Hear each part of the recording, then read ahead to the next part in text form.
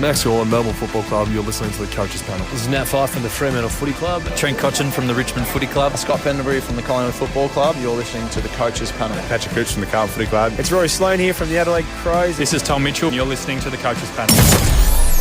Last year, Errol Gulden was a player that nobody was talking about in the pre-season, and then he was in every fantasy and SuperCoach side.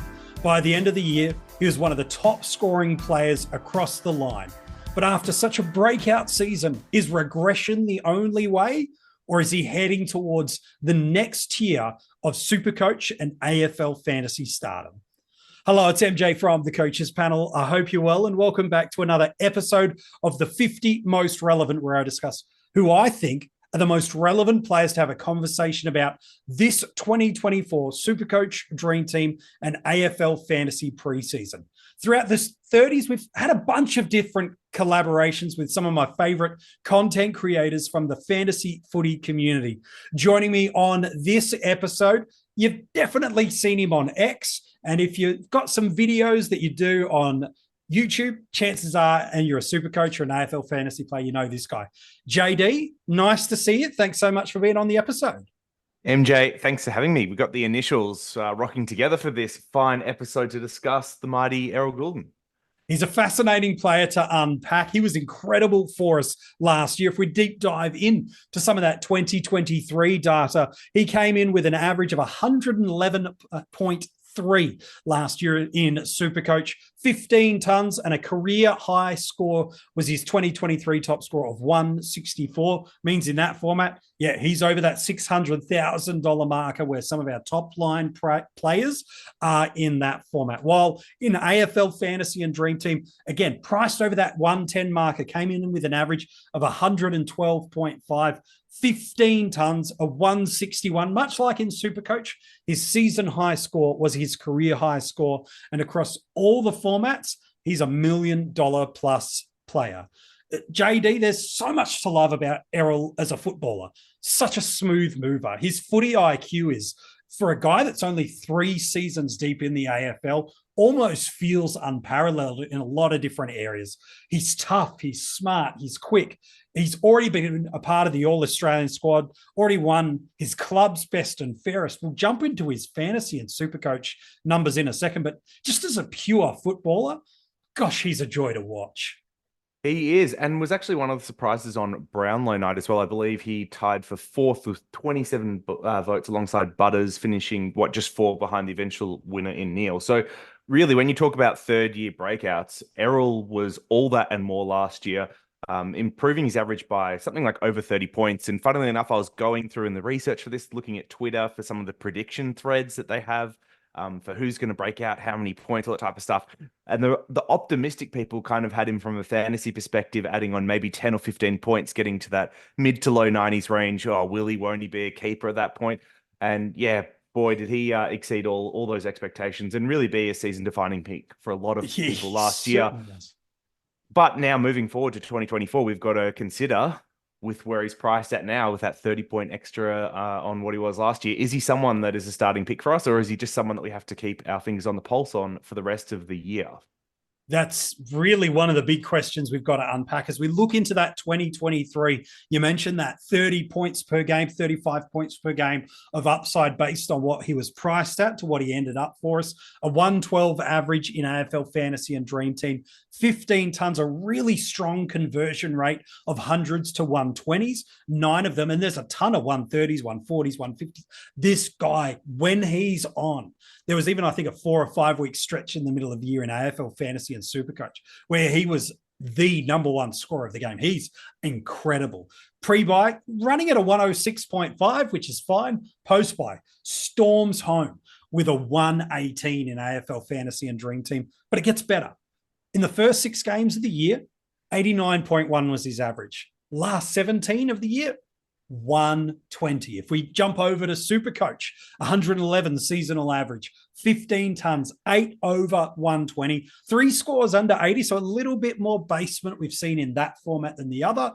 105 pre-buy, 116 post-buy. And again, if you want to use that same first 6, last 17 split, a 90.6 average in SuperCoach over the first 6 games, and then just emerged as the star of the competition in the last 17 in SuperCoach, 118.5. Top 5 in AFL Fantasy last year for total points, top 7 for averages. Top 8 for total points in SuperCoach last year, top 16 overall for averages, top 11 for mids. Like, there's not heaps to say other than if we just look at 2023 in isolation, that's almost as good as you can get for a third-year breakout play. I know we've had maybe some better breakout years before, but JD, this was a special SuperCoach and fantasy year.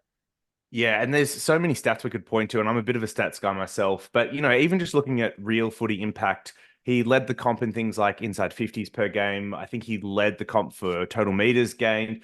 There's lots of stats like this you can look at. It really showed the impact of this game. And then that, of course, translated to fantasy. It really started with the preseason last year. I'm not sure if you remember, but in that preseason game, he had 177 fantasy, 188 in SuperCoach. And there's only a handful of players that have ever done that in preseason games. So I think the most recent before Gulden being Petrarca. And so it was really one of those signs that the breakout was coming. You delivered on that. And just to complement your stats there, I'd like to look at the last 5 and the last 10.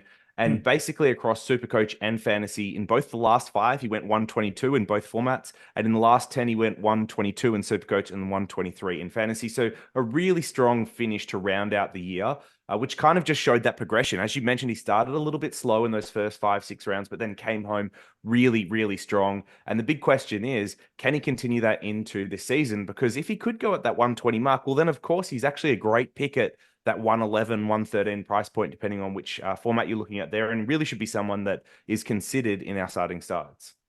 There's so much to look at him, and in a moment, I want to get your thoughts on this Sydney midfield. Of course, we have to talk about opening round and the impacts that happens for any premium, let alone a premium that's impacted with a week off through there. He was this player that played in every position imaginable, it felt. High half forward, wing, centre bounce. And when you run the numbers across it, there's no direct correlation between he scored better and or worse drastically in any one of those spots. And that more is you look over his entire totality of his career, not just 2023, because even in his first season, he was popping monster hundreds for us as a small high half forward. So we know when he's a centre bounce mid, when he's on the outside in the wing, when he's pushing from high half forward up across the ground, we know this guy has arguably one of the best ceilings in SuperCoach and AFL fantasy for us last year. And can he do that heading into 2024? That's probably the question. And so, JD, I want to pose this question to you, but there's a premise behind it. I'm seeing as common thought across the fantasy community, which sometimes groupthink is really helpful, or an agreed ideology is a really good thing. It means we all see and reflect and I agree with the same thing. But I am seeing this popular notion that Errol Gulden can't be a starting squad. And we'll unpack that in a moment. But my question is this. Outside of the opening round and the early bye that the Swans have, take that ability to use that argument out of the Errol Gulden conversation. From your perspective, what is the narrative for why you can't start Errol Gulden if the opening round and the early bye are not able to be used? What's your take for why we might look at better as an upgrade than a trade target for Errol? There's 3 things I'll point to here then if we're going to start to shift into maybe the why nots. The one other thing I did want to call out before we jump into those was that the Swans have returned to training. I'm still waiting with bated breath on actually some of the training reports, but he did win out their 2K time trial post-Christmas. So obviously in great nick, time trials aren't the be all and end all, but obviously just a little positive sign that there's maybe more to come from Errol. All right, so why shouldn't we start him beyond, obviously the buy round considerations? So I think there's potentially a couple of things here. So firstly, when players break out as big as what we've seen, and go back and look at these breakouts in previous years where they're having these increments of 30 or more points, you tend to see regression or some level of consolidation in the following year. It is pretty rare for a player to have that large of a breakout and then take that next step as well. And for Gulden, that really would be going from that 110 to a 120 plus range if he's going to be a worthwhile start. And that would put him as the premier mid of the competition, which is a pretty big gap for you to be wagering on as a starting pick. And I can see people shying away from it based on that reason. The second look or concern or consideration I'd have is what's going to happen in the Swans midfield in 2024. They've recruited in some talent with Jordan and Adams, with talk of both of those wanting more time in the midfield. You've, of course, got Sheldrick as well, who looked fantastic last year and really should be getting more time in the midfield as well. So where does that leave Gulden in all of this? As you mentioned, he's a bit of a unicorn in the sense that he could play in a whole bunch of different positions and score well in them. But a lot of people like to pick those heavy inside mids if you're targeting these gun midfielders. And for good reason too. If you look at all the top scorers across the midfield line, it is very rare to find a top level mid like Gulden, which has less than 40% CBAs across the course of the year. And that's where he was at last year. This episode is brought to you by Allstate. Some people just know they could save hundreds on car insurance by checking Allstate first. Like, to check you have the tickets in your wallet first before you drive 2 hours to the big game. Seriously, you had one job. Now the closest you'll get to the 50-yard line is parking lot D. Yeah, checking first is smart. So check Allstate first for a quote that could save you hundreds. You're in good hands with Allstate. Savings vary. Terms apply. Allstate Fire and Casualty Insurance Company and Affiliates. Northbrook, Illinois. These players tend to be a little bit less reliable, and that'd probably be the third point as to why you wouldn't start him. These players that play more outside can have those big ceiling games that we've discussed with Gulden, and if he has those to start the year and you're not on him, feels terrible. But he's also going to drop in maybe some of those 60s, some 80s, especially if he gets tagged or the Swans have a down game, and that could be your opportunity to jump on him at a later point in the year.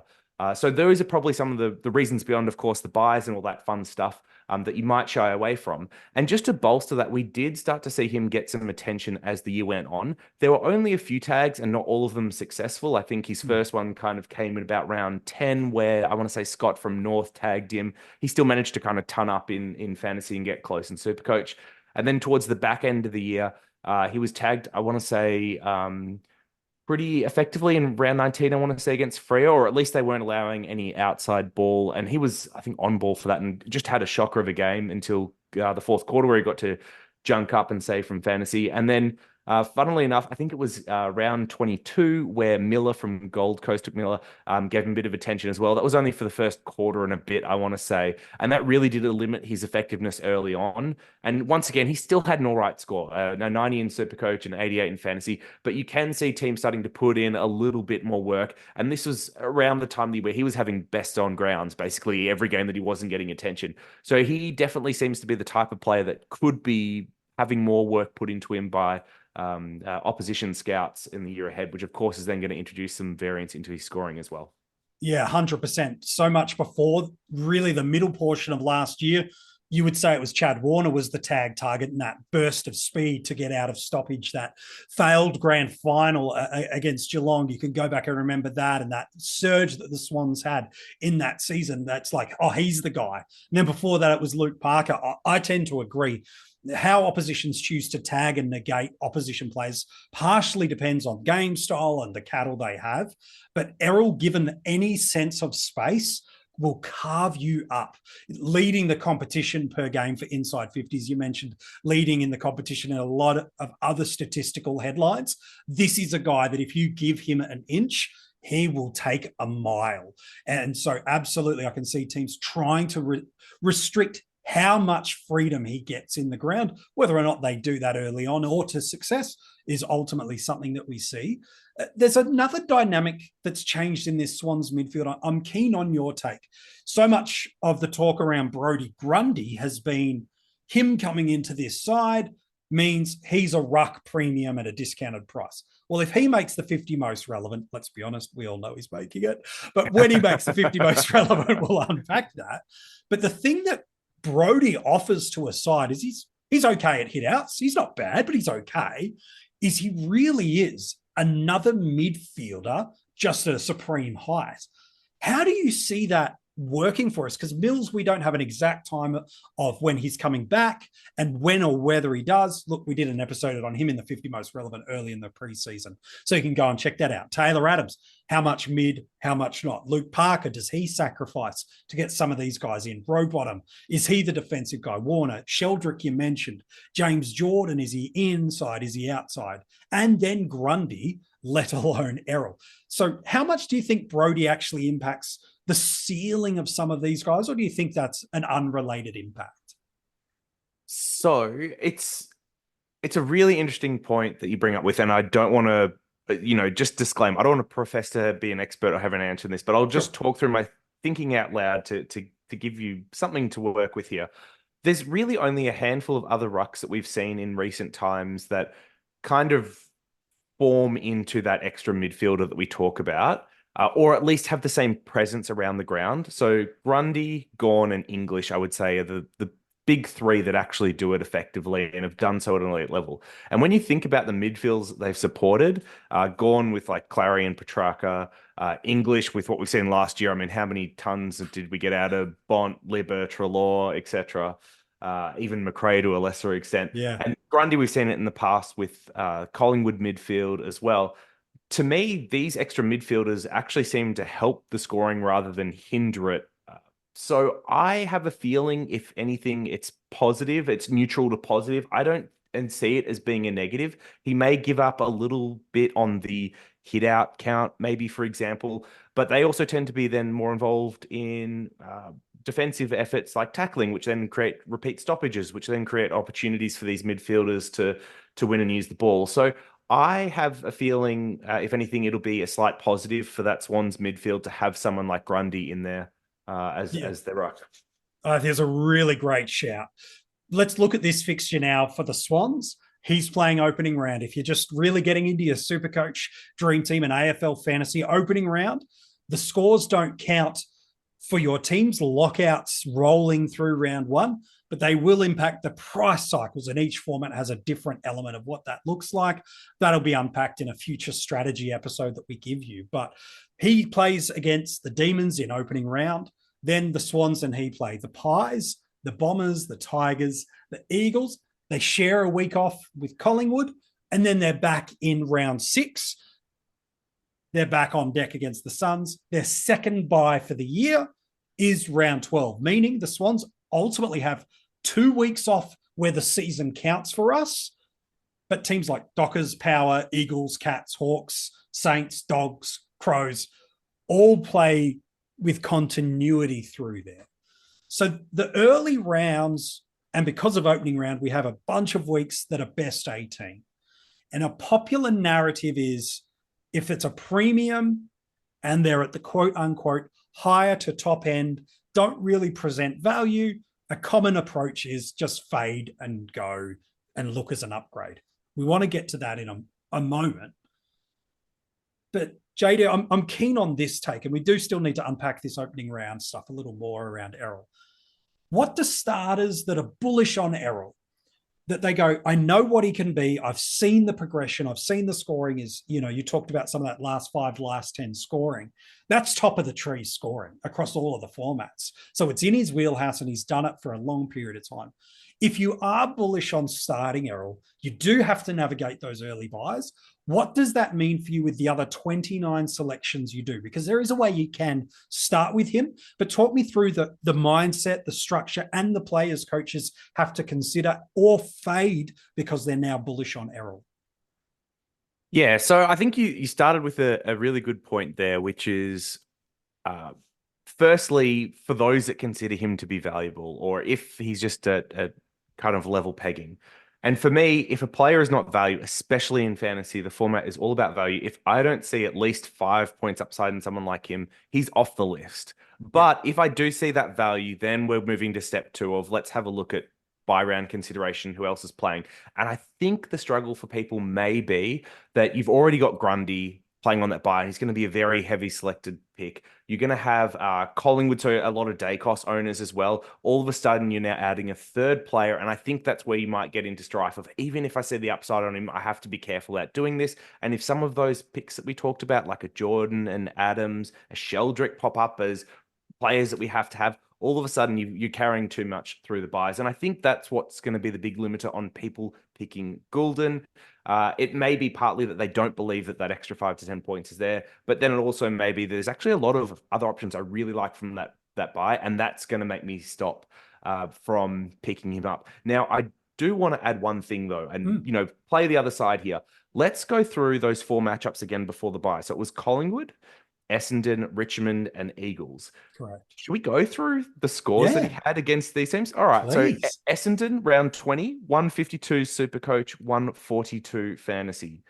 Richmond, round 17, 143 SuperCoach, 126 Fantasy. West Coast, round 15, 164 SuperCoach, 145 Fantasy. And Collingwood, round 8, 156 SuperCoach, 161 Fantasy. So there was, I think in SuperCoach, there was no score below 140 and 3 were above 150. And in Fantasy, I don't think there was anything below like 130. Yeah. These are insane scores he had against these 4 sides. And so if that's the run up into the buy, even if you decide that you want to move him on at that point, you'd be thrilled because you'd easily have the best player in the competition to that point. He would have made you a bunch of money. But yeah, that's really crazy fixturing that he has in terms of how he scored against those teams last year. Yeah, it's huge. And if he gets on a run like that, yeah, it's a significant amount of your salary cap. But my, oh my, all of a sudden, it feels wrong to say, but the idea of selling high on him, he could be up at 1.15 billion in AFL Fantasy and DreamTeam and surge past that 700,000 in SuperCoach. And the things that allows you to do with the volume of trades and the way the trading games work opens so much up, let alone hold him. But I love that you've done that analysis for us. And if not to mention, you just got 4 captain scores. You got 4 big captain scores. 300 plus every week, isn't it? Like that sets you apart while people are best 18. Don't forget that. Best 18ing, try to figure it out. Go and check that out for yourself. Where does it sit in the rounds for you? Is there a guy in your team right now that is a safety captaincy option? Can you put the VC on him during that 4-game stretch? That's the beauty of how you should use January and February, is looking at all of the nuances. Don't just go, oh, he's got the early buy, I'm out. JD's just giving you some gold. The vice captain could be there for you with the greatest ceiling of all. And now it creates pathways for you. But if you're big on Errol, it does mean, as JD's pointed out, what you do with Grundy, what you do with Adams, what you do with Dacos, what you do with Sheldrick, what you do with Jordan, these are the compounding things. Because while you might be able to still have them all, you're now opening up the risk profile of how many cash cows are on your field and potentially undoing some of that maybe ceiling work that Errol gives you by having to field the 50s and 60s when others are getting 70s and 80s from their cows that week. So that's the balancing act for us through there. I tend to lead and lean right now that he's more an upgrade candidate for me, not just because of the early buys. There's a couple of other nuances that we've kind of talked our way through this episode. But JD, we'll talk draft in a moment. Are you leaning towards that too? There's clearly a pathway you can start him, and it's absolutely okay to do with a few variables alongside. Are you leaning towards an upgrade though with Errol as well? The more I look at the spreadsheet and see those purple numbers, the more I want to start him. But no, he's very much in the camp of someone I'm less likely to start, just given a lot of the factors we talked about. There's actually 2 other small little tidbits I wanted to leave you with. Please. And I wanted to leave these to last because they're much smaller sample sizes, so I don't draw as much from them. But there were 4 games that Errol played without Callum Mills last year. And in those 4 games, he averaged just the 91 SuperCoach and just the 100 points in fantasy. Obviously, still good numbers for where he was at last year. But with what you're investing this year, those seem pretty scary. And if Mills is someone that may miss the start of the year, given what's happened with his shoulder, once again, it points to him being maybe an upgrade target when someone like a Mills returns and takes on some more of those defensive duties, allowing Gulden to focus on the offensive side of his game. And then the other part was just looking at his CBA splits last year. So he had 5 games with 50% or more CBAs. And in those, he had just 99 SuperCoach and just the 104 fantasy. So once again, it's a very small sample size in both of these things. But if I'm hearing that Mills isn't going to be playing and Gulden may be playing more inside, maybe these are things that I then want to avoid. Typically, they'd be green lights for us. Get a premium high-scoring midfielder out, give me more CBAs and I'll get more points. But Gulden might just be one of those that actually putting him on the outside where he's done his best work is where you want to leave him. And seeing the other side is a little bit scary. Thankfully, we've got round 0 to solve all of these problems for us. Yeah, that's going to be a huge, and what we see from opening round's conclusion to that Thursday night traditional clash of Richmond and Carlton. Oh boy, there is going to be a lot of fantasy footy content consumed from all of your favorite content creators, because there is going to be so much to dissect and learn. And honestly, a lot of changes to structures and strategies through there. Rightly or wrongly, it's going to be a chaotic week for a lot of people. From a draft perspective, what does it mean for Errol? Based on what he did last year, and so many people do choose to draft, especially at the high end, based off previous season's data, and then look for a little bit more value outside of those first 30 to 50 selections. So based on that, I don't see how he's not someone's M1 in an AFL fantasy draft. And then depending on in SuperCoach, how highly you rank your rucks, especially, and maybe a top end defender or forward or two, he might slide to someone's M2 if they go mid back to back. Otherwise, you lock in a big ruck early and you can happily get him as an M1 in the second round. What do you take on that? Are you in a similar mindset of that, JD, or have you got a different take on Errol's draft range? Yeah, and one thing I love about Errol as well is actually his durability, especially when you compare to some of these others at the top end that might have a little bit more injury history. I think Gulden only missed, maybe I want to say 5 games in his first year with a bit of a stress flare up in his foot, I want to say it was, but he still managed 17 games that year and then played everything the last 2 years. So that durability side obviously gets me really excited about him. And I think in draft that bumps him up the ratings a little bit for me as well. But I would have him easily as a top 8 midfield in both comps. So it really just comes down to part of your draft strategy of where you're drafting your midfields compared to some of the scarcity that we may be seeing on other lines, whether it be in the rucks or in the forwards, or even in the defense a little bit, and just where he fits in. So yeah, I could see formats where he falls and does end up being someone's M2, but I would imagine he's M1 for a lot of people, and I'd be very comfortable with that. Yeah, you feel like you're loving life if he's your M2. You probably don't have a top-end ruck at that point, but look, you might be okay if you've got him at M2. Hey, mate, you've been an absolute superstar. It's been so good chatting Errol with you, but you're not just a guest on the coaches panel. You make fantasy footy content for people. Where can they find you on social media? And also, where can they consume some of the great content you're giving us in the video formats? Yeah, so funnily enough, I'm normally on camera. And for those that are on YouTube, you'll notice I've been off it. MJ caught a glimpse of my face beforehand and was like, sorry, dude, you'll have to turn that off. And it's sorry, man, that hair's a problem. We've got a hair thing going. It's been a very rough 20, 30 minutes kind of reconciling with my ego. But normally you can find me on YouTube at Jackson Davey, or on X or Twitter or whatever you call it at Jackson Davey as well. On Twitter's a great follow just because I tend to try and tweet preseason stats as we go along, especially when we start getting some of those preseason games. And then, on YouTube at Jackson Davey, I usually do team reveals. I'm mainly focused on the SuperCoach side, but I've won fantasy hats in all 3 of my fantasy seasons. So I try and do a little bit of, here's my team, here's what I'm thinking. It's definitely not my format of choice though. And I'm also part of the Fantasy Take TV team run by SuperCoach George. So if you're over on his channel or checking out the podcasts on Spotify or wherever else people put podcasts these days, you might hear my voice there as well. If you've missed any of those links or places, the good news is we're going to pop them in the description of this episode. JD, you're a superstar, mate. Thanks so much for being a guest on the 50 Most Relevant. Thanks for having me, MJ.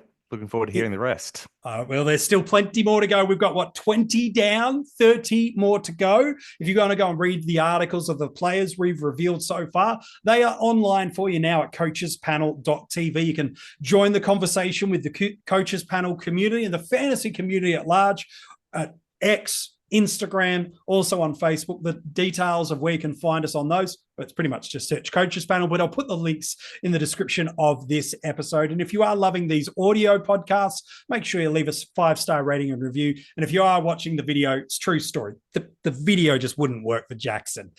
He's a good-looking human being. We'd love to have had him on otherwise, but make sure you go and subscribe and turn the notifications on our YouTube channel, as well as the one that Jackson has just mentioned. He's given you some great video content through the preseason, and again, it will be the season proper. In 30 seconds, I've got a quick clue for you about who is next in the 50 most relevant. But if you are loving the 50 most relevant, supporting the coaches panel is something that you can do that's super practical and easy, that helps us make the content during the season and in the preseason for you, whether it be at our breakout tier, whether it be at a cash cow level or the premium tiers. There is a Patreon level that's right for you with different levels of rewards, different group accesses, additional content, and a ton of other rewards that I haven't even mentioned. Our breakout and premium tier level supporters get these audio podcasts in the preseason a day early, as well as other in-season episodes. So if you want to get ahead of the pack, become a premium or a breakout tier supporter,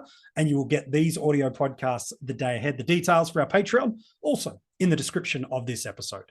All right, who's tomorrow in the 50 most relevant? He's a guy that's got some tons across the formats.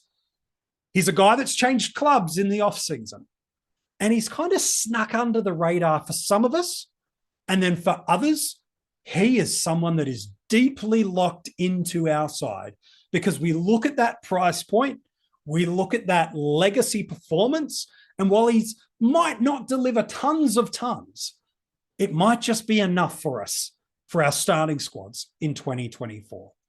Who is this club changer that's got really good history in his role that for some you haven't thought of, and for others, he was one of your first picked? Find out tomorrow in the 50 most relevant.